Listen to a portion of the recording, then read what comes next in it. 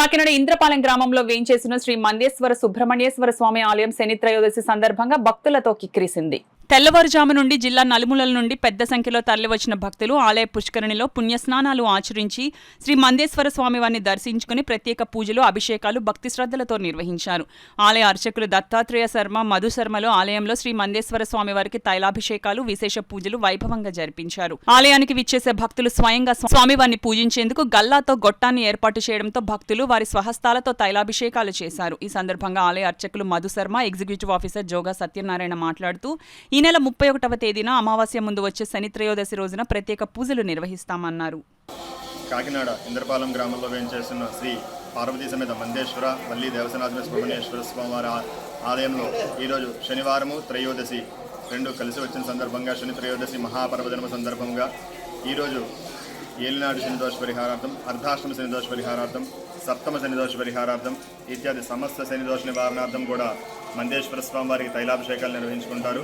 అలాగే భక్తులందరూ కూడా ఈ నెల ఆఖరణ అంటే 31వ తారీఖున మళ్ళీ అమావాస్య ముందు కూడా మళ్ళీ శని త్రయోదశి వచ్చేటటువంటి రోజు ఉన్నది. కానీ భక్తులందరూ కూడా ఈ అవకాశాన్ని సద్వినియోగం చేసుకుని అమావాస్య ముందు వచ్చేటటువంటి శని త్రయోదశిని మరింత శక్తివంతమైన పర్వదినంగా భావించి శనిదోష నివారణార్థం పూజా కార్యక్రమాలు, అభిషేకాలు చేసుకోవాల్సిందిగా కోరుతున్నాము. స్థానిక పురోహితులు కూడా వచ్చి అక్కడ అభిషేకాలు చేసుకుంటున్నారు. అభిషేకాలు చేసుకున్న వాళ్ళు ప్రతి ఒక్కరు కూడా సంతృప్తికరంగా దేవాలయం నుంచి వెళ్ళి మళ్ళీ 37వ తారీఖున వస్తామని చెప్పి చెప్తున్నారు. బాగా చేశారు, బాగున్నాయి అంటున్నారు అభిషేకాలు అయ్యేది.